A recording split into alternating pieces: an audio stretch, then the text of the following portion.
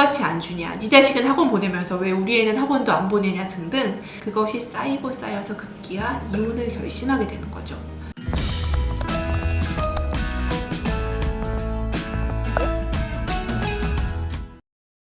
안녕하세요. 이혼 상담은 한 변호사에게 이상한 변호사입니다. 이혼 전문 변호사로서 10년 이상 일을 하다 보니 세월이 흐르면서 이혼 소송의 유형도 다양하게 변하는 것을 체감하게 됩니다. 오늘은요, 재혼 부부가 이혼하는 경우 초혼 부부와 다른 특수한 이혼 사유에 대해서 말씀드리려고 합니다. 과거에는 이혼과 재혼을 공론화하는 것을 부담스러워 했는데요. 요즘은 이것을 자연스럽게 받아들이고 있는 것 같습니다. 저도 개인적으로 재미있게 보고 있는 돌싱글즈라는 예능 프로그램 인기를 얻고 있는 것만 봐도 알 수 있죠.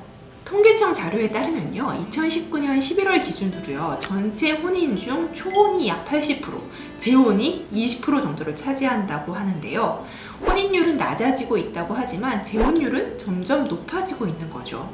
그래서 그런지 재혼 부부의 이혼율도 따라서 높아지고 있음을 체감합니다. 재혼 부부 이혼의 경우에는요, 특수한 이혼 사유가 있습니다. 바로 각자가 데리고 온 자녀의 문제죠. 예를 들면 재혼하면서 아내는 딸 둘 데리고 왔고요. 남편은 아들 하나, 딸 하나를 데리고 왔다고 가정해 보겠습니다. 아내는 아이 4명을 뒷바라지를 하면서 지내게 되는데요. 어느 날 남편이 자기가 데리고 온 딸 아이가 작은 문제로 새엄마인 아내와 트러블이 생겼죠. 남편이 퇴근하면서 그 광경을 보게 되고, 당신 왜 애한테 그렇게 섭섭하게 하느냐, 애 섭섭하게 하지 마라 라고 한마디 거둔 것이 화근이 되어서 부부는 크게 싸우게 됩니다.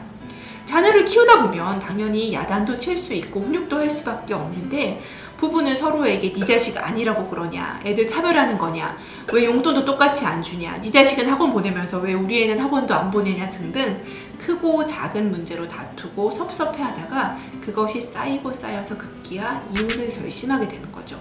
나한테는 섭섭하게 해도 되는데 그것은 참을 수 있지만 내 자식, 내 전혼 자녀를 서럽게 하는 것은 못 참겠다는 거죠. 그래서 재혼 부부 간의 다툼이 있은 후 각자의 친자녀와 함께 재혼 이혼 상담을 오시는 분들이 꽤 많습니다.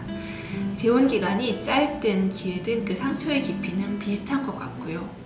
그렇다면 이러한 전혼 자녀에 대한 부당한 대우가 법률상 이혼 사유가 될까요?